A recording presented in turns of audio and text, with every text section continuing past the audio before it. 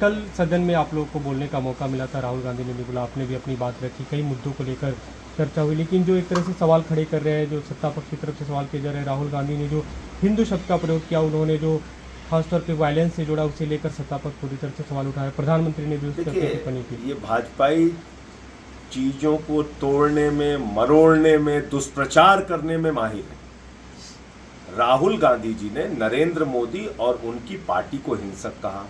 मैं 1000 बार कह रहा हूं, भाजपाई विचारधारा से हिंसक है, कर्म से हिंसक है, और हिंदू हिंसक नहीं हो सकता है। ये बार बार राहुल गांधी जी ने भी कहा, हम भी कह रहे हैं।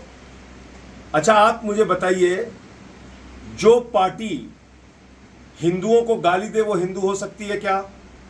जो पार्टी प्रभु श्री राम के मंदिर में चंदा चोरी करे वो हिंदू हो सकती है क्या?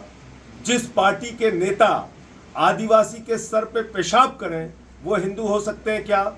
जिस पार्टी के लोग दलितों से, पिछड़ों से नफरत करें वो हिंदू हो सकते हैं क्या?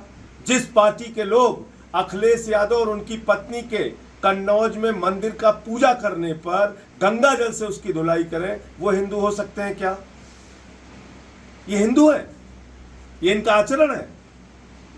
ये भाजपाइयों का आचरण है? ये अपने आप को हिंदू कहते हैं?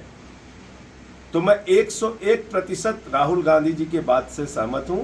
भारतीय जनता पार्टी और उसके नेता हिंसक हैं, विचारधारा से, कर्म से नफरत फैलाने का काम करते। देश के प्रधानमंत्री चुनाव में मुजरा जैसे शब्द का इस्तेमाल कर रहे हैं, देश की जनता को भड़काने का काम कर रहे हैं, लड़ाने का, झगड़ाने का काम कर रहे हैं, और उनकी पार्टी चंदा चोरी कर रही है प्रभु श्री राम के नाम पे अयोध्या के अंदर।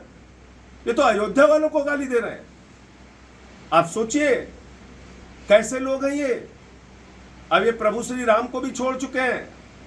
पहले मुसलमानों को गाली दिया, फिर सिखों को गाली दिया, फिर ईसाइयों को गाली दिया, फिर बौद्धों को गाली दिया, फिर दलितों को गाली दिया, फिर पिछड़ों को गाली दिया, फिर जाटों को गाली दिया, फिर मराठों को गाली दिया, फिर किसानों को गाली दिया, फिर पहलवानों को गाली दिया। अब अयोध्या वालों को गाली दे रहे हैं। यूपी के हिंदुओं को गाली दे रहे हैं लोग चुनाव हारने के बाद।